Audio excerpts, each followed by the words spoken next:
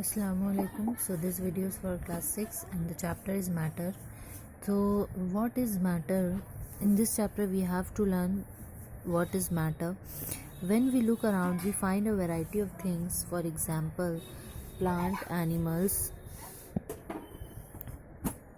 rock, water, bucket, chair, table, book, bag, pencil, eraser, shirt.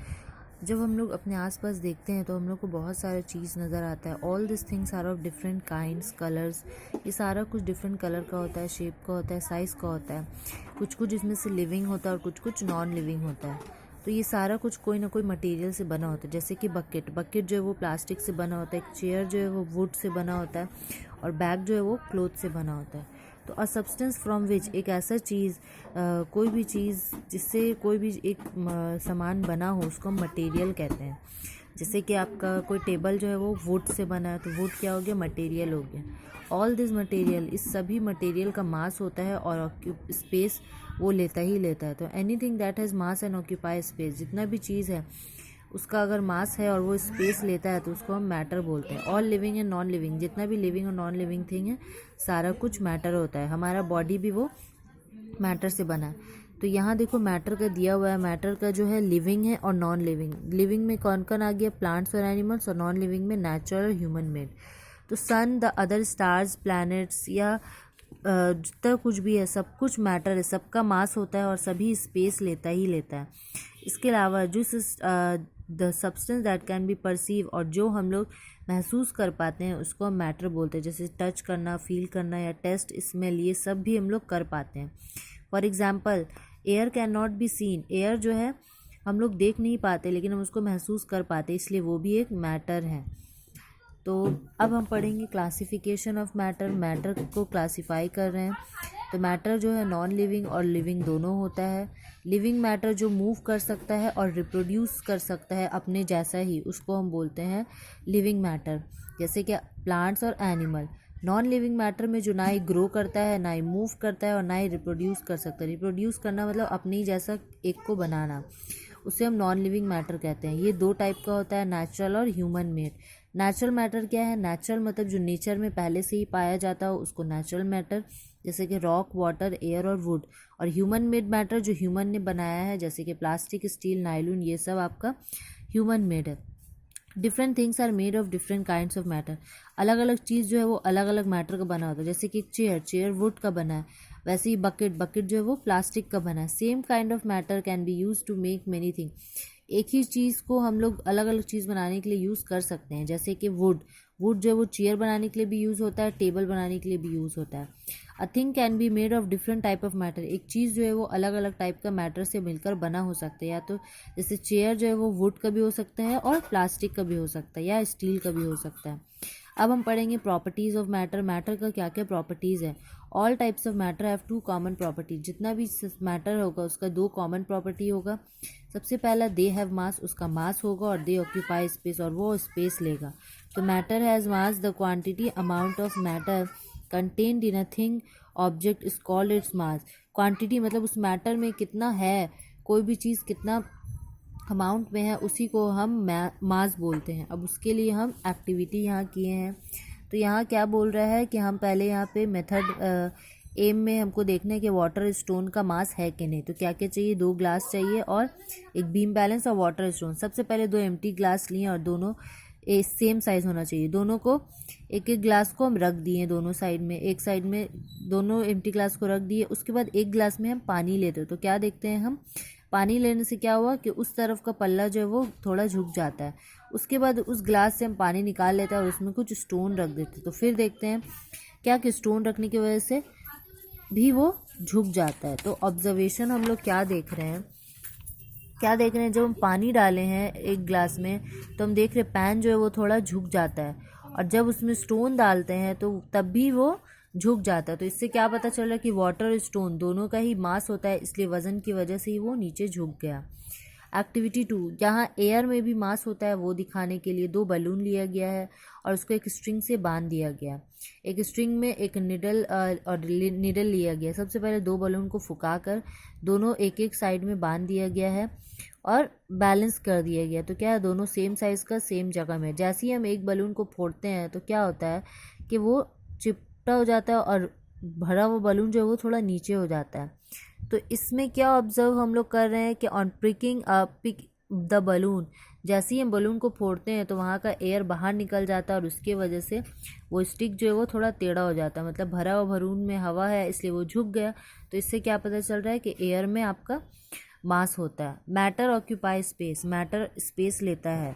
The space occupy by matter, उसको हम volume बोलते हैं। जैसे ये बुक रखे हुए हैं तो बुक क्या इतना स्पेस ले रहा है ना, तो ये हर मैटर जो है वो स्पेस लेता ही लेता है। उसके लिए भी हम एक्टिविटी यहाँ किए हैं। सबसे पहले एक ग्लास टम्बलर, एक ग्लास बाउल, स्टोन और एक थ्रेड का पीस लिए। सबसे पहले ग्लास टम्बलर को एक ग्लास बाउल में हम डाल देते हैं। ग्लास टम्बलर, ग्लास ले लो और एक ग्लास बाउल ले लो, फिल द टम्बलर, और टम्बलर को पूरा पानी से हम भर देते हैं। उसके बाद टम्बलर को हम क्या किए, बाउल के अंदर रख दिए हैं और टम्बलर को जब पूरा भर दिए उसके बाद एक स्टोन लेके उस टम्बलर के अंदर डाल रहे हैं। तो जैसे ही हम अंदर डालते हैं तो क्या होता है कि पानी जो है वो बाहर आ जाता है। ऑब्जर्वेशन, तो हम लोग क्या देखते हैं कि जैसे ही स्टोन को पानी में डाले हैं कुछ पानी जो है वो बाहर आ गया टम्बलर से और वो बाउल में गिर गया। जैसे ही हम स्टोन निकाले तो क्या देखे, पानी का लेवल जो है वो भी कम हो गया। डिस्कशन, तो द स्टोन ऑक्यूपाई स्पेस, तो पानी क्यों बाहर आया, क्योंकि स्टोन जो है वो भी जगह लेता है। क्योंकि हम पूरा पानी भर दिए थे तो अब स्टोन को जगह नहीं मिल रहा था, इसलिए स्टोन क्या किया, पूरा जो पानी जितना स्पेस उसको चाहिए था उतना पानी को वो बाहर निकाल दिया ताकि उसका जगह हो सके। तो इससे हमको क्या पता चल रहा है कि मैटर चाहे सॉलिड हो चाहे लिक्विड हो वो सब स्पेस लेता है। To show that air occupy space, air भी स्पेस लेता है। इसके लिए एक ग्लास लिया गया, वाटर और वेसल लिया गया। सबसे पहले कुछ वाटर ले लेंगे हम वेसल में, डायग्राम में जैसे दिखाया जा रहा है। उसके बाद ग्लास को उल्टा पोजीशन में करके, ये हम लोग नॉर्मली घर में भी करते हैं, अंदर डालने की कोशिश कर रहे हैं फर्स्ट इमेज में, लेकिन वो अंदर नहीं जा रहा है। अगर हम उसको थोड़ा टेढ़ा करते हैं तब वो आसानी से अंदर चला जाता है। तो इससे क्या ऑब्जर्व हो रहा है कि जब हम एम्प्टी ग्लास को अंदर डालने की कोशिश करें सीधा तो पानी नहीं अंदर आ रहा है, लेकिन जैसे ही हम उसको थोड़ा सा टिल्ट किए, टेढ़ा किए, तो पानी जो है वो अंदर चला आया। तो ऐसा क्यों हुआ, क्योंकि ग्लास के अंदर जो हवा था, जब हम सीधा डाल रहे थे तो ग्लास के अंदर जो हवा था वो बाहर नहीं निकल पा रहा था, बाहर नहीं था, अंदर ही रह गया। इसलिए क्या हो रहा, पानी अंदर नहीं जा पा रहा है। लेकिन जैसे ही हम उसको टेढ़ा किए तो टेढ़ा करने की वजह से क्या हुआ कि वो पानी से ये बबल्स के फॉर्म में बन के बाहर निकल गया और पानी जो है वो अंदर चला गया। तो इससे क्या पता चल रहा है कि एयर भी स्पेस ऑक्यूपाई करता है। Another important property of matter क्या है, ऑफर्स रेजिस्टेंस, किसी भी चीज़ का रेजिस्टेंस होता है, मतलब हम लोग को उससे कोई ना कोई प्रॉब्लम होगा, डिफ़िकल्टी होगा। जैसे हवा अगर चल रहा है, जिस डायरेक्शन में हवा चल रहा है अगर हम लोग उसके उल्टे डायरेक्शन में चलेंगे तो हम लोग को थोड़ा प्रॉब्लम होगा। यहाँ पे वही बता रहा है। अच्छा, ये टिक द करेक्ट आंसर और ये आप लोग मार्क कर लें। तो टिक द करेक्ट आंसर का नंबर 1 में आपका बी होगा, नंबर 2 में ए, नंबर 3 में बी, नंबर 4 में डी होगा, नंबर 5 में सी होगा। आइडेंटिफाई द ऑड वन, तो नंबर 1 में ग्लास ऑड है, all are living matter except glass. Number 2 में plastic, all are natural matter except plastic, ऐसे लिखना होगा। नंबर 3 में all are human made matter except air. उसके बाद है कॉम्पोजिशन ऑफ मैटर, मैटर किससे मिलकर बना है। We know that everything is made of matter, हम लोग जानते हैं कि दुनिया में जितना भी चीज़ है वो मैटर से बना है, लेकिन मैटर किससे बना है। Matter is made up of very small particle. Matter जो वो एकदम छोटा छोटा पार्टिकल से बना है जिसको हम एटम कहते हैं। तो एटम क्या है, the smallest particle that exhibit all the properties of matter and does not have an independent existence is called an atom. Atom वो छोटा पार्टिकल है जिससे मैटर मिलकर बना है और मैटर का सारा प्रॉपर्टी उस एटम में है, लेकिन एटम जो है वो अकेला नहीं रह पाता है। 2 और more atom join together to form molecule, 2 या 2 से ज़्यादा एटम मिलकर मॉलिक्यूल बनाता है। एक एटम कभी अकेला नहीं रह पाता, हमेशा या तो वो 2 हो जाएगा या तो उससे ज़्यादा मिलकर एक मॉलिक्यूल बनाएगा। तो यहाँ मॉलिक्यूल बोल रहा है द स्मॉलेस्ट पार्टिकल, मैटर का सबसे छोटा पार्टिकल जिसमें मैटर का सारा प्रॉपर्टी हो उसको हम मॉलिक्यूल कहते हैं। देखो जैसे कि ये एटम है तो ये एक एटम कभी नहीं रह सकता, इसलिए ये हमेशा 2 रहेगा या 2 से ज़्यादा मिलकर बनेगा। तो जब ये 2 हो जाता है तब ये क्या हो जाता है, मॉलिक्यूल हो जाता है। और जब बहुत सारा मॉलिक्यूल एक साथ मिल जाता है तो क्या बनाता है, मैटर बनाता है। तो एटम और मॉलिक्यूल बहुत छोटा होता है, इसलिए इसको हम लोग ऑर्डिनरी माइक्रोस्कोप से नहीं देख सकते। A molecule is made up of similar और डिफरेंट काइंड्स ऑफ एटम। एक मॉलिक्यूल जो है वो सेम और डिफरेंट काइंड्स ऑफ एटम से बना होता है, जैसे कि ऑक्सीजन, ऑक्सीजन में क्या होता है, 2 ऑक्सीजन होता है, मतलब ये सेम काइंड ऑफ मैटर हुआ। दूसरा हाइड्रोजन, वाटर में क्या हुआ, H2O, इसमें क्या है, 2 हाइड्रोजन और 1 ऑक्सीजन है, तो ये different kinds of atom of oxygen से मिलकर बना है।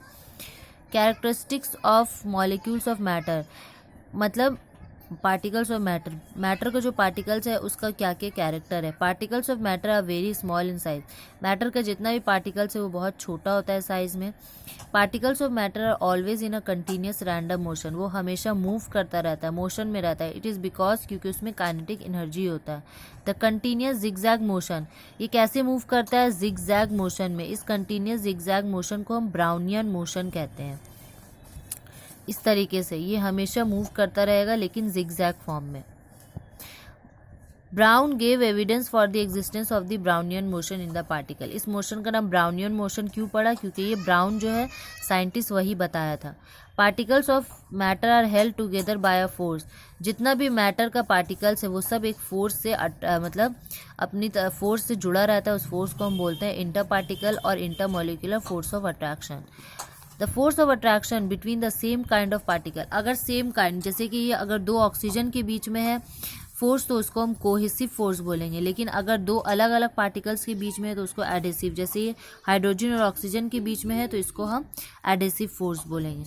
The particles of matter that have space between them, हम लोग सॉलिड लिक्विड गैस क्लास 5 में पढ़े थे उसमें कि सॉलिड के मॉलिक्यूल के बीच में गैप बिल्कुल नहीं होता और लिक्विड के मॉलिक्यूल में थोड़ा गैप होता है, गैस के मॉलिक्यूल में थोड़ा ज़्यादा गैप होता है।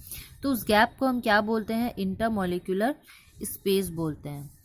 एक्टिविटी 5, ये किसी भी चीज़ में इंटरमॉलिक्यूलर स्पेस है कि नहीं वो शो करने के लिए हम लोग ये एक्टिविटी कर रहे हैं। प्लास्टिक बीकर लिए हैं, शुगर और पेबल्स, एक बीकर लिए हैं और उसमें हम बहुत सारा पत्थर डाल दिए हैं, अब उसमें हम कुछ चीनी डालें हैं।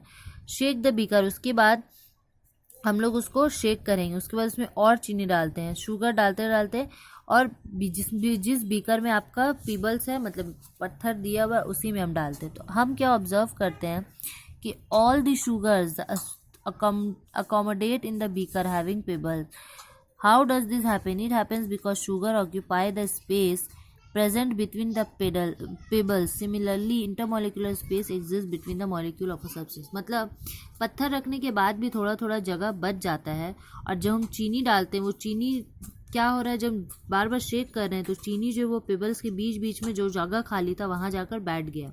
तो इससे क्या पता चल रहा है कि हर मॉलिक्यूल के बीच में स्पेस होता है, और यहाँ पे क्या हुआ कि चीनी जो है वो स्पेस जाकर ले लिया। तो इससे हमको क्या पता चल रहा है कि हर चीज़ में आपका इंटरमॉलिक्यूलर स्पेस होता है। ये तो हम लोग सॉलिड में पढ़े, अब हम लोग वाटर का पढ़ेंगे, लिक्विड के बारे में। उसके लिए हमको एक बीकर चाहिए, एक वाटर चाहिए, शुगर और स्पून और ग्लास रॉड चाहिए। एक बीकर लेते हैं और उसमें कुछ पानी ले लेते हैं और उसका लेवल मार्क कर देते हैं।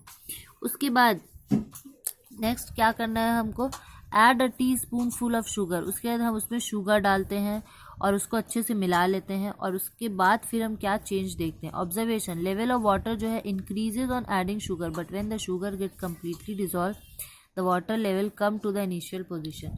तो हम जब चीनी डालते हैं तो उस वक्त वाटर का लेवल बढ़ जाता है, लेकिन जब चीनी पूरे तरीके से घुल जाता है तो उसके बाद वो अपने पुराने पोजीशन में वापस आ जाता है।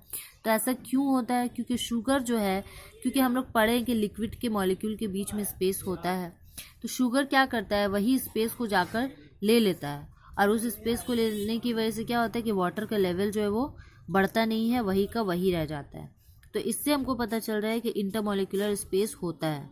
When the intermolecular force of attraction is maximum, जब इंटरमॉलिक्यूलर फोर्स ऑफ अट्रैक्शन बहुत ज़्यादा होता है तो इंटरमॉलिक्यूलर स्पेस बहुत कम होता है। इसलिए सॉलिड में हम लोग क्या पढ़े हैं कि स्पेस जो है वो बहुत कम होता है लेकिन फोर्स बहुत ज़्यादा होता है। वैसे ही अगर इंटरमॉलिक्यूलर फोर्स कम होगा तो इंटरमॉलिक्यूलर स्पेस भी ज़्यादा होगा। जैसे गैस में हम लोग क्या पढ़े कि वहाँ पे फोर्स बहुत कम होता है इसलिए स्पेस बहुत ज़्यादा होता है।